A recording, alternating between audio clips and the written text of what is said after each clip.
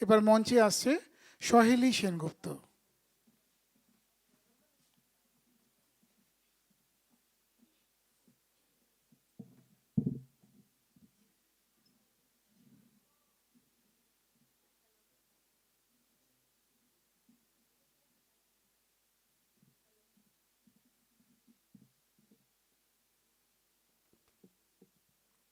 Hello, hello, hello.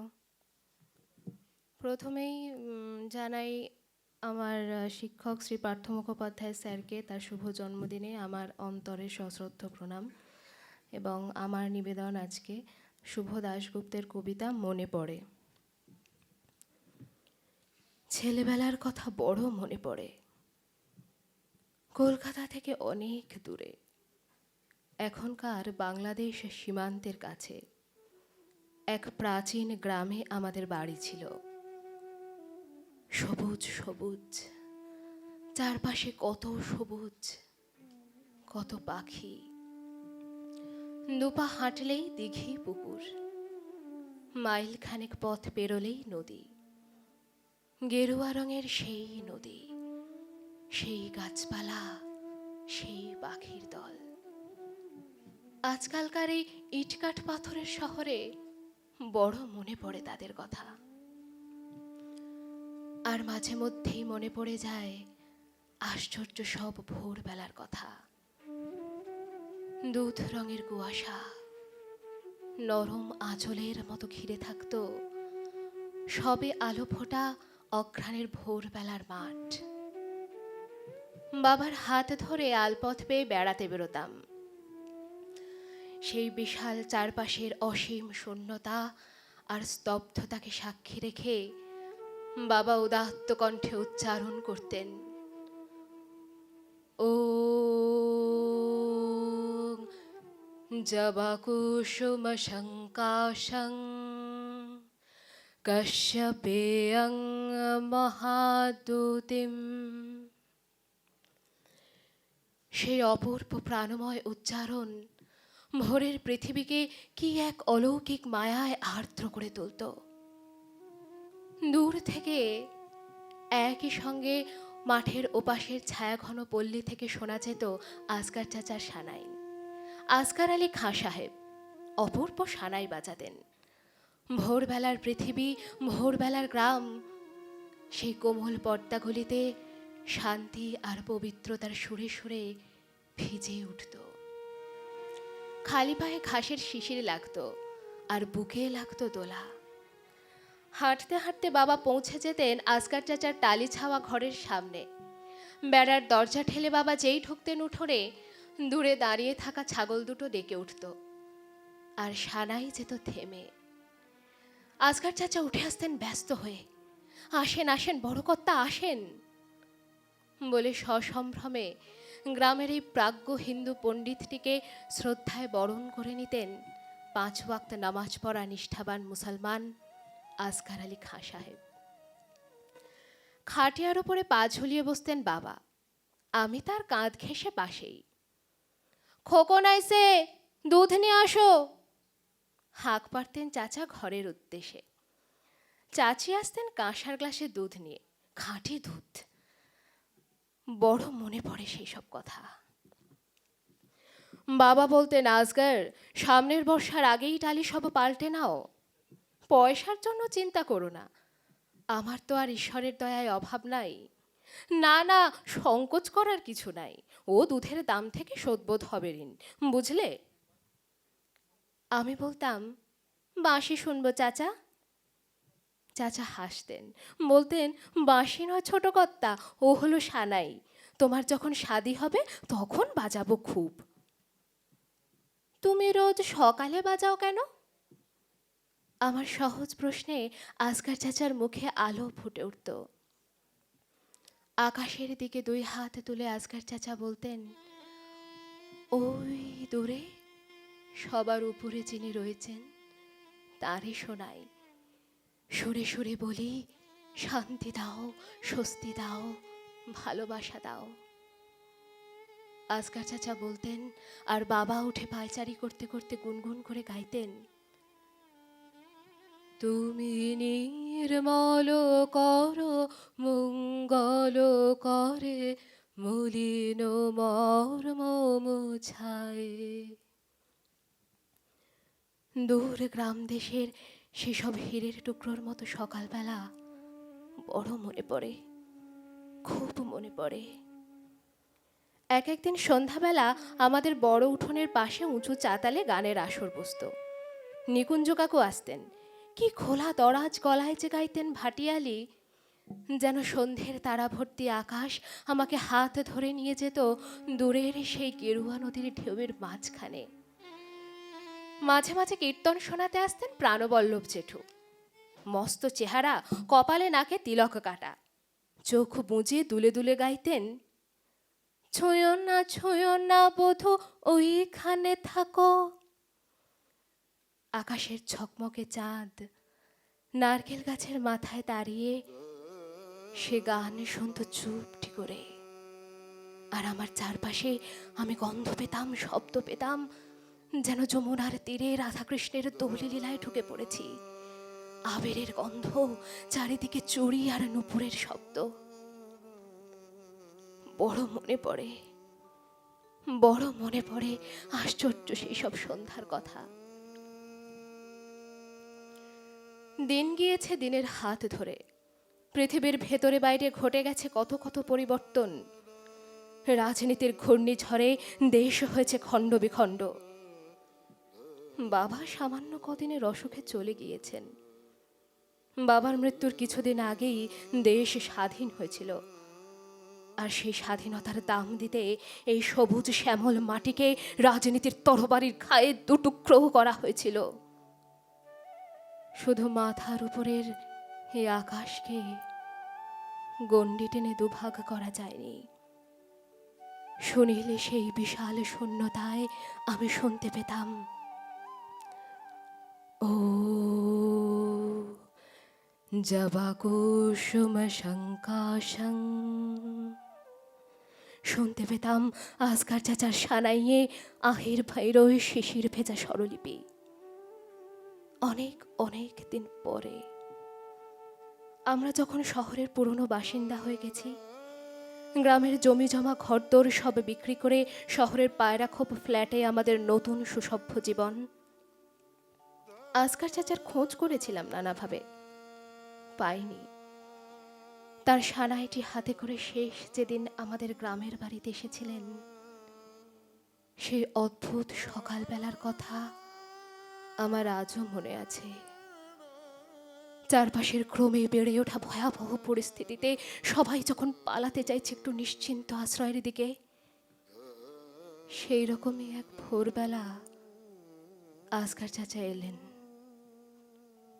উঠোনে বাবার সামনে দাঁড়িয়ে হাউ হাউ করে কাঁদতে লাগলেন। বড় কর্তা, যাই গিয়া, মন মানে না, তবু যাইতে তো হইবই। এসব এসব কি হইল কর্তা? কেন হইল? আপনাকে সাইরা যাইতে আমার বুক ফালা ফালা হইতাছে। বাবার চোখে আমি জীবনে প্রথম অমন ভীষণ অশ্রুধারা দেখেছিলাম পরাধীন এক ভোরবেলায়। আমার এখনো মনে আছে, মাঠের পথ ধরে চলে যাচ্ছে গরুর গাড়ি, ভেতরে আজকার চাচার সংসার। ভোরের আকাশে তখনও আবছা কুয়াশা, আর আমার কানে বাজেছে আজকার চাচার সেই কথা, ছোট কর্তা, তোমার স্বাদের সময় আমি বাজাবো সানাই, খুব বাজাবো, খুব বাজাবো। দূরে মিলিয়ে যাচ্ছে গরুর গাড়ি, বাবার বুক ভেসে যাচ্ছে চোখের জলে, আর তিনি উচ্চারণ করছেন যেন সমস্ত পৃথিবীর জন্য শান্তির কামনায়, ও জবাকুসুম শঙ্কাশং কশ্যপেয়ং মহাদ্যুতিম। খুব মনে পড়ে, খুব খুব মনে পড়ে, ভীষণ মনে পড়ে। ধন্যবাদ।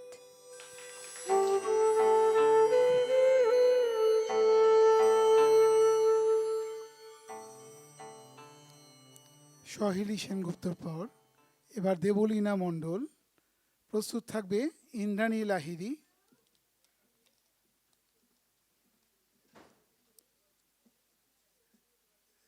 ইন্দ্রাণীর পর নবনীতা ভট্টাচার্য। এখন দেবলীনা মণ্ডল। ঠিক আছে আওয়াজ। প্রথমেই আমার শ্রদ্ধেয় স্যার, তাকে আমার আন্তরিক শ্রদ্ধা এবং প্রণাম জানাই, এবং আজকে যারা এখানে সকলে উপস্থিত আছেন সকলের জন্য আমার আন্তরিক শ্রদ্ধা, ভালোবাসা এবং শুভেচ্ছা। আজকে আমার নিবেদনে কবিগুরু রবীন্দ্রনাথ ঠাকুরের স্ত্রীর পত্র কাব্যের কিছু নির্বাচিত অংশ। শ্রীচরণ কমলেশু। আজ 15 বছর আমাদের বিবাহ হয়েছে। আজ পর্যন্ত তোমাকে চিঠি লিখিনি। আমি তোমাদের মেজ বউ, আমার মরণ নেই। সেই কথাটাই ভালো করে বুঝিয়ে বলবার জন্যেই এই চিঠিখানি লিখতে বসেছি। তোমাদের বড় বউয়ের রূপের অভাব মেজ বউকে দিয়ে পূরণ করবার জন্যেই তোমার মায়ের একান্ত জিদ ছিল। নইলে এত কষ্ট করে আমাদের সে গাঁয়ে তোমরা যাবে কেন? আমার যে রূপ আছে সে কথা ভুলতে তোমাদের বেশি দিন লাগেনি, কিন্তু আমার যে বুদ্ধি আছে সেটা তোমাদের পদে পদে স্মরণ করতে হয়েছে। মেয়ে মানুষের পক্ষে হে এক বালাই। তোমাদের ঘরের বউয়ের যতটা বুদ্ধির দরকার বিধাতা অসতর্ক হয়ে আমাকে তার চেয়ে অনেকটা বেশি দিয়ে ফেলেছেন। সে এখন আমি ফিরিয়ে দিই কাকে? তোমরা আমাকে মেয়ে জ্যাঠা বলে দুবেলা গালি দিয়েছ। কটু কথাই হচ্ছে অক্ষমের সান্ত্বনা, অতএব সে আমি ক্ষমা করলুম। আমার একটা জিনিস তোমাদের ঘরকন্নার বাইরে ছিল, সে কথা তোমরা কেউ জানোনি।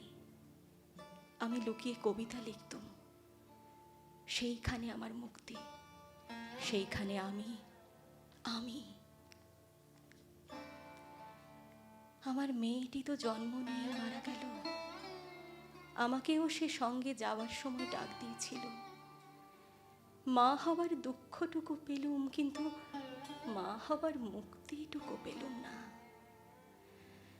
মেয়েটা তো সন্ধ্যা তারার মতো ক্ষণকালের জন্য উদয় হয়েই অস্ত গেল। আবার আমার নিত্যকর্ম এবং গরু বাছুর নিয়ে পড়লুম। জীবন তেমনি করেই গড়াতে গড়াতে শেষ পর্যন্ত কেটে যেত। আজকে এই চিঠিখানি তোমাকে লিখতেই হতো না, কিন্তু বাতাসের মধ্যে সামান্য একটা বীজ উড়িয়ে নিয়ে সে পাকা দালানের মধ্যে অশ্বত্থ গাছের অঙ্কুর বের করে। শেষকালের সেইটুকু থেকে ইটকাঠের বুকের পাঁজর বিদীর্ণ হয়ে যায়। আমার সংসারের পাকা বন্দোবস্তের মাঝখানে ছোট একটুখানি প্রাণের কণা কোথা থেকে উড়ে এসে পড়ল। তারপর ফাটল শুরু হলো। বিধবা মার মৃত্যুর পরে আমার বড় জায়ের বোন বিন্দু তার খুড়তুতো ভাইদের অত্যাচারে আমাদের বাড়িতেই তার দিদির কাছে এসে যেদিন আশ্রয় নিলে, তোমরা সেদিন ভাবলে এ আবার কোথাকার আপদ। তারপরে দেখলুম আমার বড় জায়ের দশা। এই অনাথা বোনটিকে মন খুলে যে প্রাণ খুলে স্নেহ দেখাবেন সে সাহস তার হলো না, কেননা তিনি পতিব্রতা। বড় যা সকলকে একটু বিশেষ করে দেখিয়ে দেখিয়ে বিন্দুর খাওয়া পড়ার এমনই মোটা রকমের ব্যবস্থা করলেন এবং বাড়ির সর্বপ্রকার দাসী বৃত্তিতে তাকে এমনভাবে নিযুক্ত করলেন যে আমার কেবল দুঃখ নয়, লজ্জা বোধ হলো। আমি বিন্দুকে আমার ঘরে টেনে নিলুম। বিন্দুকে যখন আমার ঘরে ডেকে নিলুম, তার বুকের ভেতরে কাঁপতে লাগলো। তার ভয় দেখে আমার বড় দুঃখ হলো। আমার ঘরে যে তার একটুখানি জায়গা আছে সেই কথাটা আমি তাকে অনেক আদর করে বুঝিয়ে দিলুম। কিন্তু আমার ঘর শুধু তো আমারই ঘর নয়, কাজেই এই কাজটি আমার সহজ হলো না। এবারে যখন তোমাদের রাগ বেড়ে উঠেছে, বিন্দুর বয়সও তেমনি বেড়ে চলেছে, একটা কথা মনে করেই আমি আশ্চর্য হই, তোমরা জোর করে কেন বিন্দুকে তোমাদের বাড়ি থেকে বিদায় করে দাওনি? আমি বেশ বুঝি তোমরা আমাকে মনে মনে ভয় করো। অবশেষে বিন্দুকে নিজের শক্তিতে বিদায় করতে না পেরে তোমরা তার বিবাহ ঠিক করলে। আমি তাকে অনেক বুঝিয়ে বললুম, বিন্দু তুই ভয় করিস নে, শুনেছি তোর বর ভালো।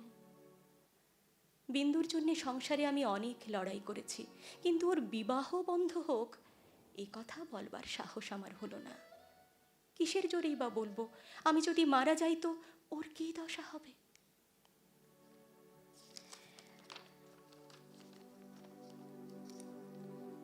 বিবাহের আগের দিন বিন্দু তার দিদিকে গিয়ে বললে, দিদি আমি তোমাদের গোয়াল ঘরে পড়ে থাকবো, আমাকে যা বলবে আমি তাই করব, তোমার পায়ে পড়ি, আমাকে এমন করে ফেলে দিও না। যাবার আগে বিন্দু আমাকে জড়িয়ে ধরে বললে, দিদি তোমরা তাহলে আমাকে নিতান্তই ত্যাগ করলে। আমি বললাম, না বিন্দি, তোর যেমন দশাই হোক না কেন আমি তোকে শেষ পর্যন্ত ত্যাগ করব না। সেদিন সকালে উঠে দেখি কয়লা রাখার ঘরের এক কোণে বিন্দু জড়সড় হয়ে বসে আছে। আমাকে দেখে আমার পা জড়িয়ে ধরে লুটিয়ে পড়ে নিঃশব্দে কাঁদতে লাগলো। বিন্দুর স্বামী পাগল। ঘৃণায় রাগে আমার সকল শরীর জ্বলতে লাগলো। আমি বললুম, এমন ফাঁকির বিয়েই নয়। বিন্দু তুই যেমন ছিলি তেমনি আমার কাছে থাক, দেখি তোকে কে নিয়ে যেতে পারে। তোমরা বললে বিন্দু মিথ্যা কথা বলছে। আমি বললুম, ও কখনো মিথ্যা বলেনি। তোমরা ভয় দেখালে। বিন্দুর শ্বশুর বাড়ির লোকে যদি পুলিশ কেস করে তো মুশকিলে পড়তে হবে। আমি বললুম, ফাঁকি দিয়ে পাগল বরের সঙ্গে ওর বিয়ে দিয়েছে, এ কথা আদালত শুনবে না। তোমরা বললে, আমাদের দায় কিসের? আমি বললুম, আমি নিজের গয়না বেচে যা করতে পারি করব। মাঝখানে বিন্দু পালিয়ে এসে আপন দুঃখ আরো বাড়ালে। তার শাশুড়ির তর্ক এই যে, তার ছেলে তো তাকে খেয়ে ফেলছিল না। মন্দ স্বামীর দৃষ্টান্ত সংসারে দুর্লভ নয়, তাদের সঙ্গে তুলনা করলে তার ছেলে যে সোনার চাঁদ। আমি নিশ্চয় জানতুম মরে গেলেও বিন্দু আর আমাদের ঘরে আসবে না, কিন্তু আমি যে তাকে বিয়ের আগের দিন আশা দিয়েছিলাম যে তাকে শেষ পর্যন্ত ত্যাগ করব না। তোমাদের খুড়িমা শ্রীক্ষেত্রে তীর্থে যাবেন বলে তোমাদের বাড়িতে এসে উঠেছেন। আমি তোমাদের বললুম, আমিও যাব। তোমরা আপত্তি করলে না। বুধবারে আমাদের যাবার দিন।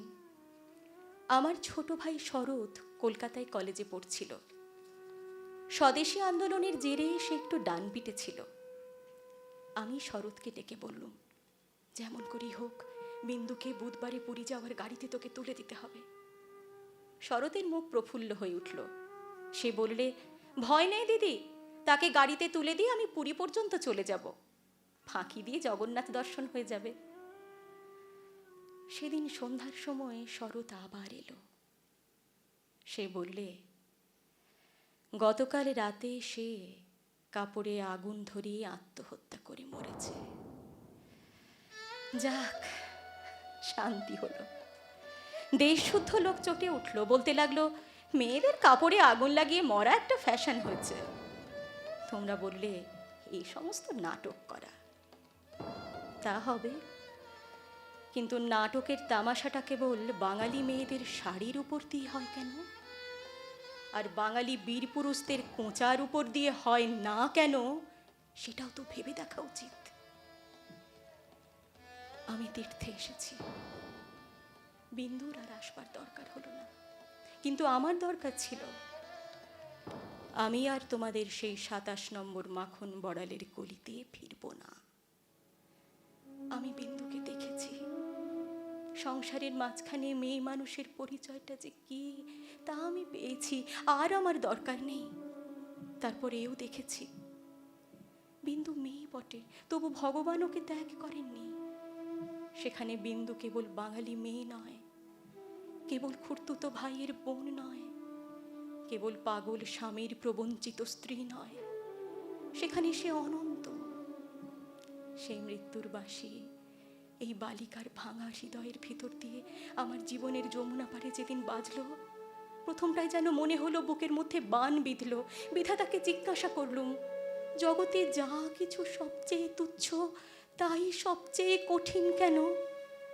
এক মুহূর্তের জন্যে কেন আমি এই অন্দর মহলটার এইটুকু মাত্র চৌকাঠ পেরোতে পারিনে? কিন্তু মৃত্যুর বাঁশি বাজতে লাগলো। ওই তো মৃত্যুর হাতে জীবনের জয় পতাকা উঠছে। তোমাদের গলিকে আর আমি ভয় করিনি। আমার সম্মুখে আজ নীল সমুদ্র, আমার মাথার উপরে আষাঢ়ের মেঘপুঞ্জ। তুমি ভাবছো আমি মরতে যাচ্ছি? ভয় নেই, অমন পুরনো ঠাট্টা আমি তোমাদের সঙ্গে করব না।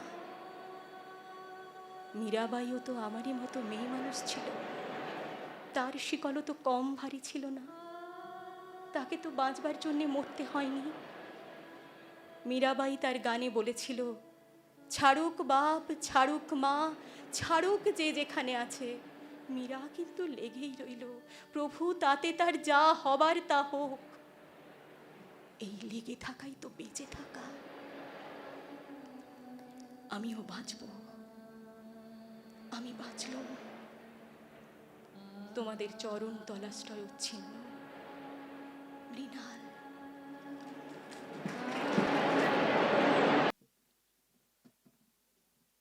প্রস্তুত থাকবে নবনীতা ভট্টাচার্য।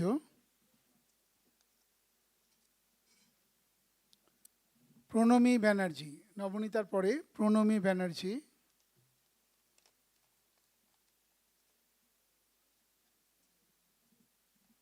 এবং শেষে গোপা দাস।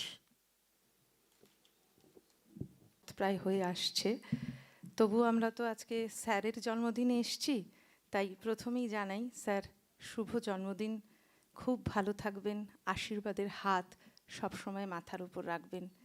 মনটা না কেমন একটু হয়ে গেল, আমি একটু অন্য ধাঁচের কবিতা বলবো ভেবেছিলাম, তাই বলবো, কিন্তু ঠিক ভিতর থেকে আসছে না, অপরাধ ক্ষমা করবেন। আমি শুরু করছি, রবীন্দ্রনাথ ছাড়া তো কোথাও শুরু কোথাও শেষ হয় না, তাই আমি শুরু করছি রবীন্দ্রনাথের পত্রলেখা দিয়ে।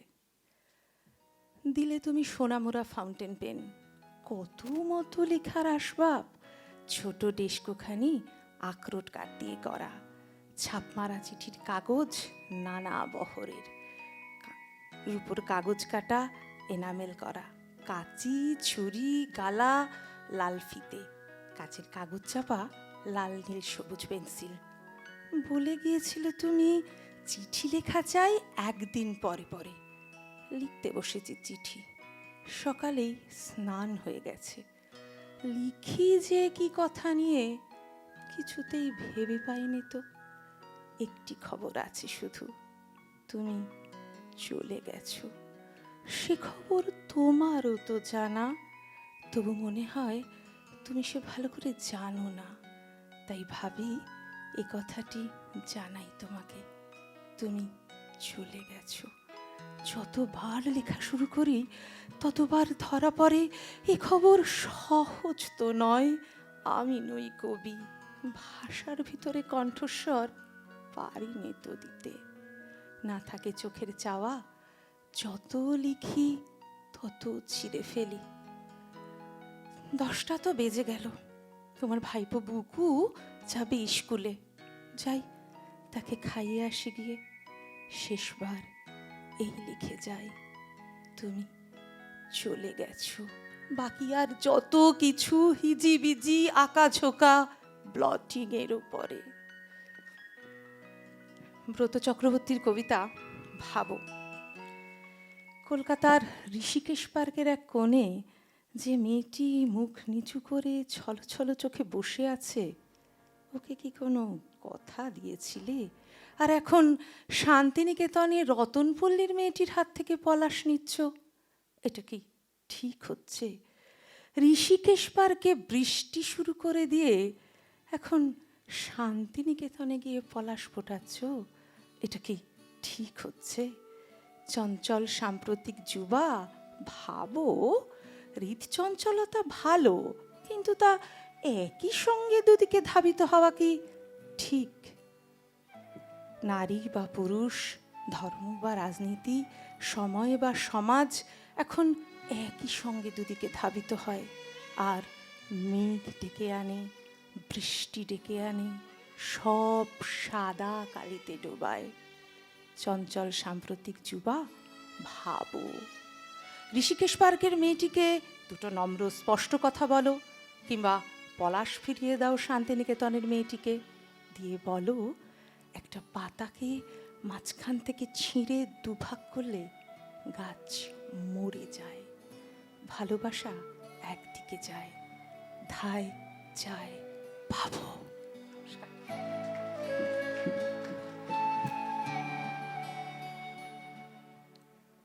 ইন্দ্রাণী লাহিড়ীর পর এবার নবনীতা ভট্টাচার্য, প্রস্তুত থাকবে প্রণমী ব্যানার্জি এবং গোপা দাস।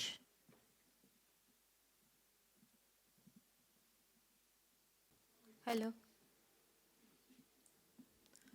নমস্কার, শুভ সন্ধ্যা। আজকের দিনটি সারথীর সকল ছাত্রছাত্রীদের কাছে বড় আনন্দের দিন। আজ আমাদের পরম প্রিয়, পরম শ্রদ্ধেয় মাস্টারমশাইয়ের জন্মদিন। ঈশ্বরের কাছে প্রার্থনা করি মাস্টারমশাইয়ের জীবনে এমন আরও অনেক অনেক সুন্দর বসন্ত নেমে আসুক। তিনি আরও অনেক দিন আমাদের মাঝে এমন বনস্পতির মতো হয়ে থাকুন। চলে আসি আমার নিবেদনে। আমার আজকের নিবেদনে দুটি ভিন্ন স্বাদের কবিতা। প্রথম কবিতাটি কবি সুনীল গঙ্গোপাধ্যায়ের যার যা হারিয়ে গেছে। সেই যে একদিন এক ছোকরা বাজিকর অমলতাস গাছতলায় জোর গলায় হেঁকে বলেছিল, কার কি হারিয়ে গেছে, এসো এসো আমাকে বলো, আমি সব খুঁজে দেব, আমি সব খুঁজে দেব। এমন কে আছে যার কখনো কিছু হারায়নি? এমন কে আছে যার কিছু হারাবার দুঃখ নেই? এমন কে আছে যে কিছু ফিরে পাওয়ার স্বপ্ন দেখে না? অনেক মানুষ এসে জড়ো হলো সারা গায়ে রোদ্দুর মেখে। অনেক মানুষ এলো এক চোখে বিশ্বাস, অন্য চোখে অবিশ্বাস নিয়ে। সবাই তাকে পলকহীনভাবে দেখে নেয়, সবাই তার অচেনা মুখে একটুও চেনা চিহ্ন আছে কিনা খোঁজে। টুকরো টুকরো রঙিন কাপড় জোড়া দেওয়া আলখাল্লা পরা, পুরুষ্ট গোঁপটা নিশ্চয়ই নকল, তার জোড়া ভুরু নরম নবীন তৃণের মতন। তার থুতনিতে মুছে যায়নি কৈশোরের লাবণ্য, চোখ দুটি দুরন্ত ঘোর সবার। তার উত্তোলিত ডান হাতে কিছু নেই, তবু যেন অদৃশ্য জাদুদণ্ড ধরে আছে। কে আগে নিজের কথা জানাবে? সকলের ঠেলাঠেলির মধ্যে কেমন যেন লজ্জা ভাব। কতই বা বয়স ছেলেটার, তার কাছে কি মন খোলা যায়? তবে হতেও পারে কোনো গুণিনের বংশধর। যার হারানো বস্তু সবচেয়ে অকিঞ্চিতকর, সেই প্রথম মুখ খুলতে পারে। মাঝ বয়সী, মুখে মেছে তার স্ত্রীলোকটি বলিল, ওগো আমার একটা কাঁসার রেকাবি ঠাকুরের। তার কথা শেষ হলো না। জাদুকর তার হাতের পাঞ্জায় বড়া ভয় দেখিয়ে বলল, জানি জানি পাবে, ঠিক পেয়ে যাবে, 3 সত্যি। এরপর ফুটফাট বাজি ফোটার মতন শুরু হয়ে গেল। আমার আংটি, আমার ভাদিনত, আমার জলে ডোবা পেতলের ঘড়া, মায়ের ছবি, 3খানা 100 টাকার নোট। সে যদি নারী হতো তাহলে বলা যেত তার হাসি যেন পূর্ণিমার আলোর মতন। সে পুরুষ, তাই তার হাসি যেন সদ্য ভাঙা নারকোলের ভেতরের শুভ্রতা। সেই হাসি দিয়েই সে সবাইকে বলতে লাগলো, পাবে, ঠিক পেয়ে যাবে, 3 সত্যি, 3 সত্যি। শুধু 2-3 জন দাঁড়িয়ে রইল এক পাশে। তারা কিছুই জানালো না। তাদের যা হারিয়েছে তা জানাবার মতো ভাষা নেই। এ এমনই এক নিঃস্বতা যে বস্তু বিশ্বের অন্য কিছুই তাদের মনে পড়ে না। তাদের প্রত্যেকের হারাবার বেদনার নিজস্ব তীব্রতা এক নয়, তাদের কান্নাও আলাদা। বাজিকরটি আর সবাইকে ফিরিয়ে দিয়েছে দৃষ্টি, প্রত্যেককে দিয়েছে 3 এই ছোট দলটির দিকে সে চেয়ে রইল একটুক্ষণ। এদের কোনো দাবি নেই, এদের কান্নাও সে শুনতে পায়নি। তবুও তার বুঝতে দেরি হলো না। তার মুখের হাসি অন্ধকার হয়ে গেল, নেমে এলো ডান হাত, আর সে 3 বলতে পারল না। বিকেল ফুরিয়ে গেছে, রাত্রি আসছে অন্য দেশ থেকে। অনেকেই চায় তবু এ ছোকরাটি কারোর বাড়িতে আশ্রয় নেবে না। কোনো গৃহস্থের বাড়ি শয্যা পাতা তার নাকি গুরুর নিষেধ। সে অন্ন নেবে না, ফলমূল নেবে না, কোনো দক্ষিণাও চাই না। তবে কেন সে মানুষের হারিয়ে যাওয়া সব কিছু ফিরিয়ে দিতে এসেছে? মন্ত্রতন্ত্রও কিছু শোনায়নি। কোন সাহসে 3 উচ্চারণ করলো এতবার? যে কিছু চায় না, কেন সে মানুষকে কিছু দেবে? সে কেনই এলো, কোথা থেকে এলো, কেউ কিছুই বুঝল না। এবং পরদিন সকালে সে অদৃশ্য হয়ে গেল। 2-1 দিনের মধ্যেই কেউ পুকুর ঘাটে ফিরে পেল রেকাবি, কারো মায়ের ছবি উদ্ধার হলো ইঁদুরের গর্ত থেকে। এই রকম 2-1টি ঘটনাতেই দিকে দিকে রটে গেল 3 মহিমা। শুধু যে কয়েকজন নিস্তব্ধ ছিল, যারা কিছু চায়নি, যারা জানায়নি কিছু, যারা পায়নি 3 প্রতিশ্রুতি, তারা আর ওই গাছতলায় যায় না। তাদের কান্না থামেনি। এবছর বন্যায় নদী এসে গ্রাস করেছে স্কুল বাড়ি। এবছর তিল চাষ নষ্ট হয়ে গেছে শোঁয়া পোকার উপদ্রবে। এবছর জমিতে জমিতে অনেক রক্ত ঝরেছে। এবছর সদ্য স্তনবতী 2টি মেয়ে হারিয়ে গেছে মালবাজারে।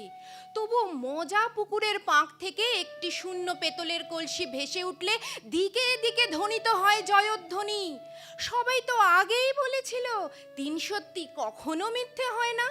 সেই বাজিকর অবশ্যই ফিরে আসবে এবং এর মধ্যে যার যা হারিয়েছে সে সবও সে চোখের সামনে এনে দেবে। শুধু যা হারিয়ে যাওয়ার কথা মুখে বলা যায় না, তার পিছনেই তো ছুটে বেড়াচ্ছে সেই আলখাল্লা পরা পাতলা ছেলেটা। যে মেয়েটি মুখ বুজে করে যাচ্ছে ঘর সংসারের কাজ, তার ভালোবাসা হারিয়ে গেছে, তাই সে নিভৃতে গোপনে কাঁদে। শিলাবৃষ্টিতে ঝরে যাচ্ছে আমের বোল, তার সব ফুল ঝরে গেছে আগেই। আগুন লাগলো গ্রামের হাটে, তার বুক যে পুড়ে খাক হয়ে গেছে কেউ জানে না। ভালোবাসা হারিয়ে গেছে, তাই শুকিয়ে যাচ্ছে পৃথিবী। ভালোবাসা হারিয়ে গেছে, তাই চতুর্দিকে এত দুর্গন্ধ, বাতাসে এত তাপ। পাতাল থেকে উঠে আসছে বিষাক্ত কীট। অনেক মানুষ সারা জীবন জানলই না সত্যি সত্যি সে কি হারিয়েছে। তাপ্পিমারা আলখাল্লা পরা ছেলেটি রাত কাটাচ্ছে এক গাছতলা থেকে অন্য গাছতলায়। এক এক সময় সে নিজেই উছাড়ি পিছাড়ি হয়ে কাঁদে। কোনোদিন কি সে 3 দিয়ে বন্দি করতে পারবে ভালোবাসাকে?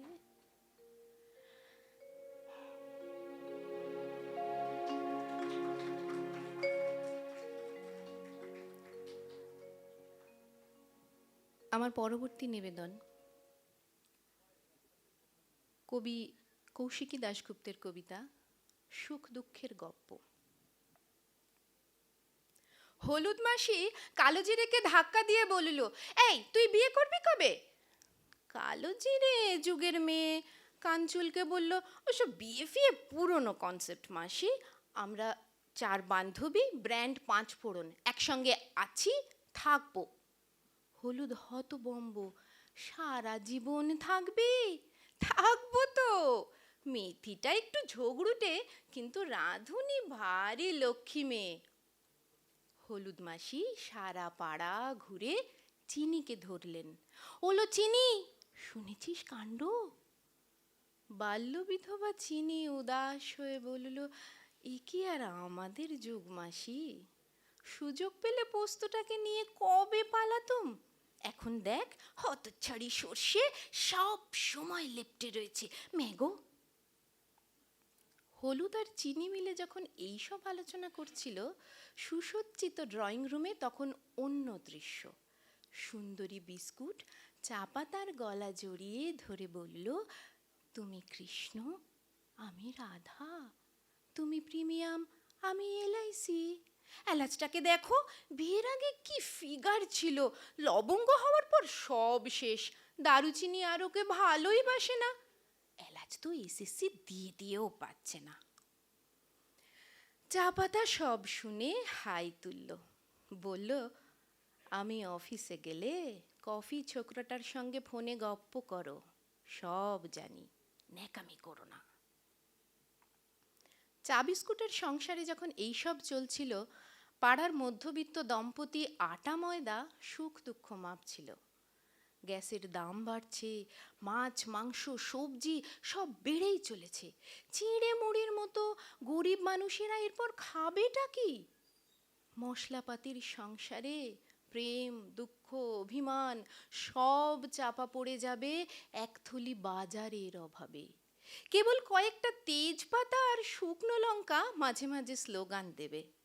যে কোনো মিছিলের শেষে ওদের দেখতে পাবেন, উদাস চলেছে রং চটা পতাকা হাতে নিয়ে।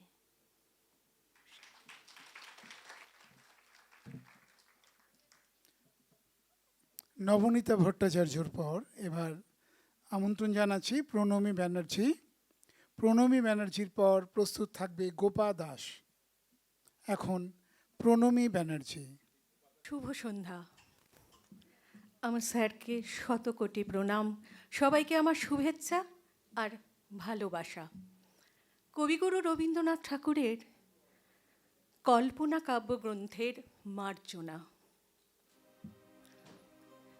প্রিয়তম, আমি তোমারে যে ভালোবেসেছি, দয়া করে করো মার্জনা, করো মার্জনা।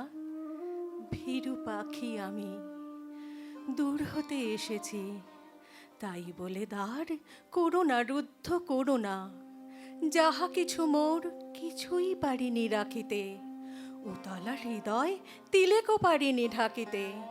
তুমি রাখো ঢাকি, তুমি করো মোরে করুণা, আপনার গুণে অবলারে করো মার্জনা, করো মার্জনা। প্রিয়তম, যদি নাহি পারো ভালোবাসিতে, তবু ভালোবাসা মার্জনা করো মার্জনা। দুটি আখি কোণ রবে দুটি কণা হাসিতে, অসহায়া পানে চেয়েও না বন্ধু, চেয়েও না। সম্বরী বাস ফিরে যাব দ্রুত চরণে, অসহায় পানে চেয়েও না বন্ধু, চেয়েও না। দূর হতে বসি রেখো না মোরে, রেখো না।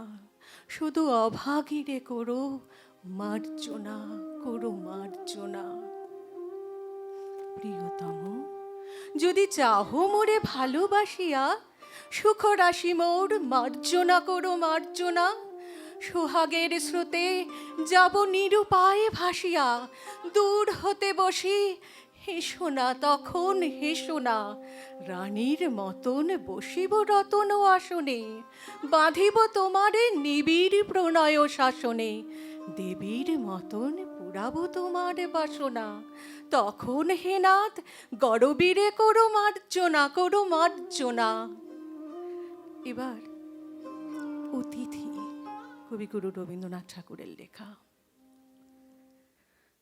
প্রেম এসেছিল, চলে গেল সে যে খুলে দ্বার, আর কভু আসিবে না। বাকি আছে শুধু আর এক অতিথি আসিবার, তারই সাথে শেষ চেনা। সে আসি প্রদীপ নিবাইয়া দিবে একদিন, তুলি লবে মোরে রথে, নিয়ে যাবে মোরে গৃহ হতে কোন গৃহহীন গ্রহ তারকার পথে। ততকাল আমি একা বসি রব খুলি দ্বার, কাজ করি লব শেষ, দিন হবে যাবে আর এক অতিথি আসিবার, পাবে না সে বাধালেশ। পূজা আয়োজন সব সারা হবে একদিন, প্রস্তুত হয়ে রব নীরবে বাড়ায়ে বাহু দুটি, সেই গৃহহীন অতিথিরে বড়ি লব। যে জন আজিকে ছেড়ে চলে গেল খুলিদার, সেই বলে গেল ডাকি, মুছো আঁখি জল, আর এক অতিথি আসিবার এখনো রয়েছে বাকি।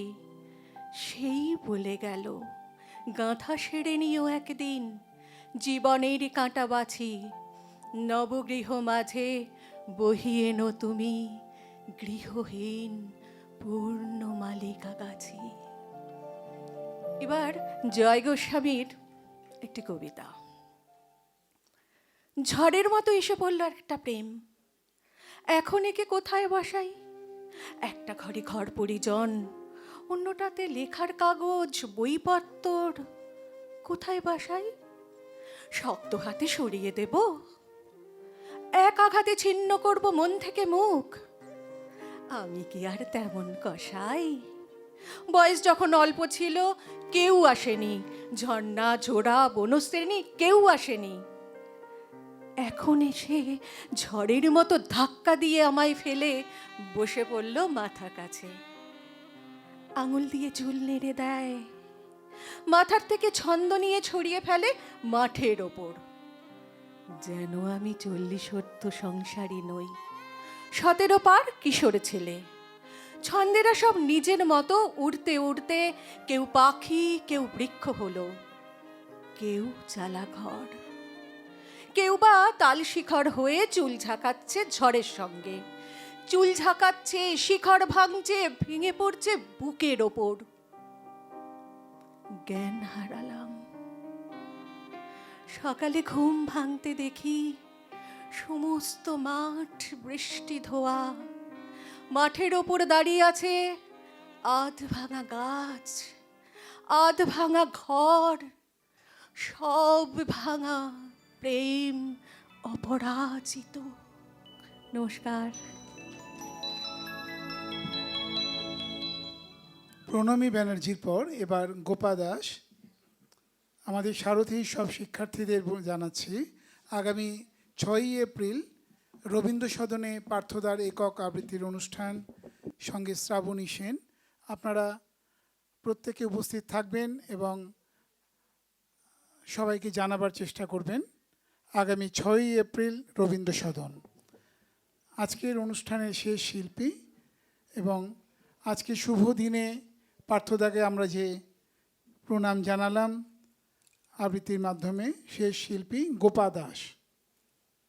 তোমার দারুণ দীপ্তি এসেছে দুয়ার ভেদিয়া, বক্ষে বেজেছে বিদ্যুৎ বাণ স্বপ্নের জাল ছেদিয়া। ভাবিতেছিলাম উঠি কিনা উঠি, অন্ধ তামস গেছে কিনা ছুটি, রুদ্ধ নয়ন মেলি কিনা মেলি তন্দ্রা জরিমা মাজিয়া। এমন সময় ঈশান তোমার বিষান উঠেছে বাজিয়া, বাজেরে গরজি বাজেরে, দগ্ধ মেঘের রন্ধ্রে রন্ধ্রে, দীপ্ত গগন মাঝেরে, চমকে জাগিয়া পূর্ব ভুবন রক্ত বদন লাজেরে। ভৈরব তুমি কি বেশে এসেছো, ললাটে ফুসিছে নাগিনী, রুদ্র বিনাই এই কি বাজিল, সুপ্রভাতের রাগিনী। মুগ্ধ কোকিল কই ডাকে ডালে, কই ফোটে ফুল বনের আড়ালে।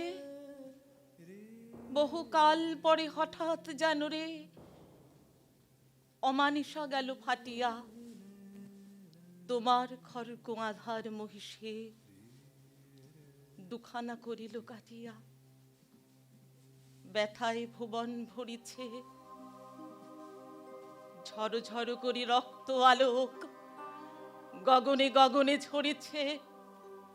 কেহ বা জাগিয়া উঠিছে কাঁপিয়া, কেহ বা স্বপনে ডরিছে।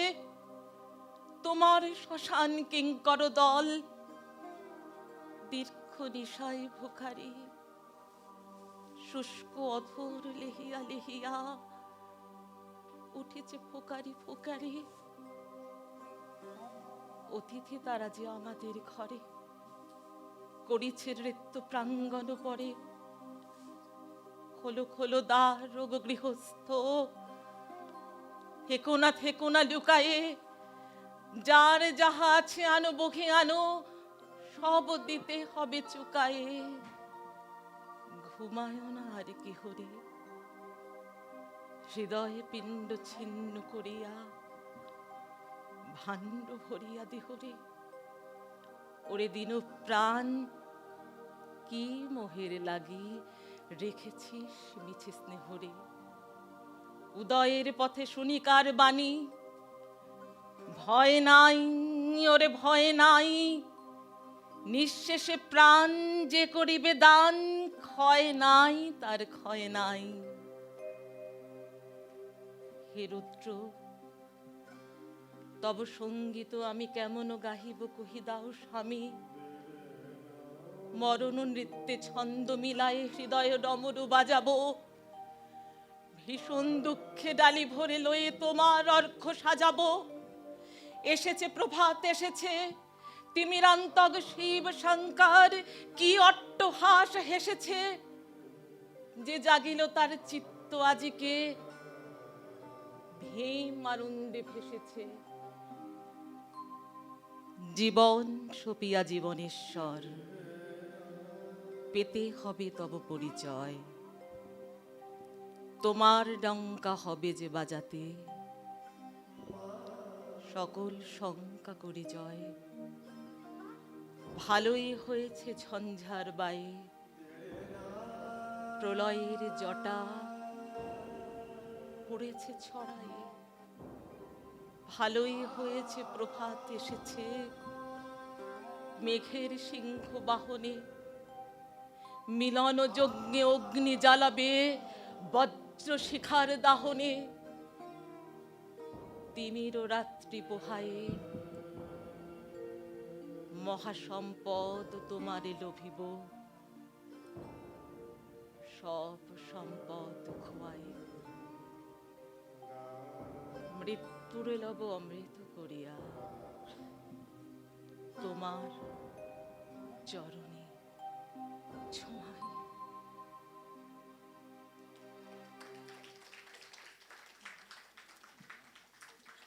দ্বিতীয় নিবেদন কবি সুবোধ সরকারের তুকারাম। মারাঠি ব্রাহ্মণেরা আপনার ৩০০ কবিতা পাথর বেঁধে নদীর জলে ফেলে দিয়ে বলেছিল, শূদ্র শূদ্রের মতন থাক, কবিতা লেখার এতই যখন শখ, ব্রাহ্মণ হয়ে জন্মালেই পারতিস। কিন্তু সারা মহারাষ্ট্রের মানুষ বিশ্বাস করে আপনার ৩০০ কবিতা ১ বছর বাদে জল থেকে উঠে এসেছিল। একটি ব্রাহ্মণ কন্যা একবার স্বপ্নে দেখেছিল আপনাকে। বিছানায় উঠে বসে সে তার স্বামীকে জড়িয়ে ধরে বলে ফেলল, জানো কি এসেছিল কাল স্বপ্নে? তুকারাম। সেই রাতে স্বামী তার নতুন বউকে বেদম পিটিয়ে বাড়ি থেকে বের করে দেয়। মেয়েটি কি পেরেছিল আপনার গ্রামে পৌঁছতে? এই মেয়েটি মারাঠি ভাষার প্রথম মহিলা কবি। তুকারাম, আপনার কবিতা জল থেকে উঠে এসেছিল কিনা জানি না, কিন্তু মেয়েটি চোখ বন্ধ করে মুখস্থ বলতো আপনার ৩০০ কবিতা ৩৮ বছর বয়সে। তুকারাম, আপনাকে হত্যা করা হলো, কিন্তু ব্রাহ্মণেরা একটা সত্য বুঝতে পারেনি সেদিন। কবিতার পাণ্ডুলিপি জলে ফেলে দিলে কবিতা ডুবে যায় না, কবিতার পাণ্ডুলিপি জলে ফেলে দিলেই কবিতা ডুবে যায় না।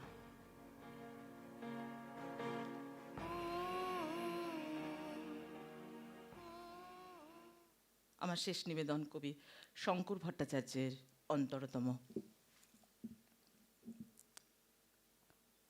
আমি রাত্রির কাছে ভোরের ঠিকানা চাইনি, আমি মৃত্যুর কাছে পুনর্জন্ম চাইনি। হৃদয়তন্ত্রে কত কতবার কেঁপেছে, ভাগ্যের কাছে করুণার দান চাইনি।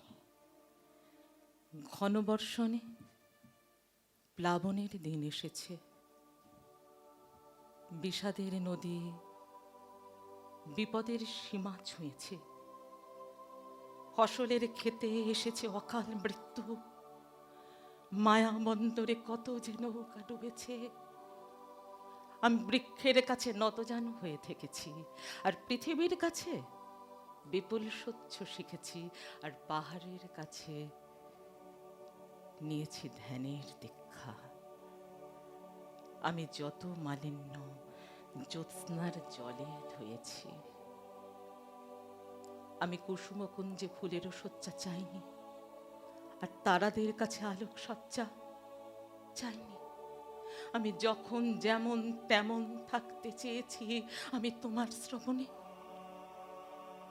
মুখ ফুটে কিছু চাইনি।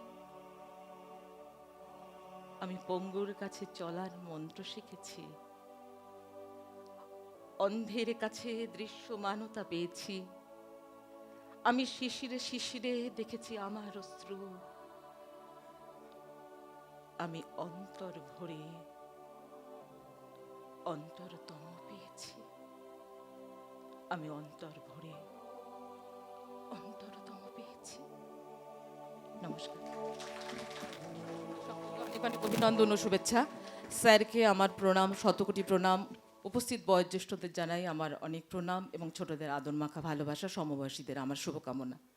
বছর ঘুরে ঘুরে আসুক, আমরা এভাবে মিলিত হই। নমস্কার, শেষ করলাম। গোপাদিকে ধন্যবাদ আর অনেক অনেক প্রণাম আপনাদের সকলকে, যারা শেষ পর্যন্ত থেকে আমাদের অনুষ্ঠানটিকে সুন্দর স্বর্ণালী করে তুললেন। আর কৃতজ্ঞতা জানাই রোটারি সদন কর্তৃপক্ষকে, কৃতজ্ঞতা জানাই কৈলাস দাকে, আমাদের প্রিয় শান্তনু দাকে, ব্রততী বন্দ্যোপাধ্যায়কে এবং অবশ্যই আপনাদের সকলকে। শুধু একটা আফসোস রয়ে গেল, আজকে স্যারের কবিতা শোনা হলো না এবং তার জন্য আর কয়েকটা দিন অপেক্ষা করতে হবে। আগামী 6 তারিখে রবীন্দ্র সদনে আপনাদের সকলকে সাদর আমন্ত্রণ জানাচ্ছি। সেই দিন প্রাণ ভরে মন ভরে আমরা স্যারের কবিতা শুনব, সঙ্গে শ্রাবণী সেনের গান শুনব। আবারও মনে করিয়ে দিই, আগামী 6 তারিখে 6 এপ্রিল আমরা সবাই আবারও সমবেত হব রবীন্দ্র সদনে। আজকের অনুষ্ঠান শেষ করলাম। স্যারের প্রতি আবারও বিনম্র শ্রদ্ধা এবং আর একটা আশা যে তিনি অন্তত আরও 25 বছর থাকবেন আমাদের সঙ্গে, যাতে করে কিনা আমরা আরও 25 বছর আরও নতুন নতুন কবিতা শিখতে পারব। ধন্যবাদ, শুভরাত্রি।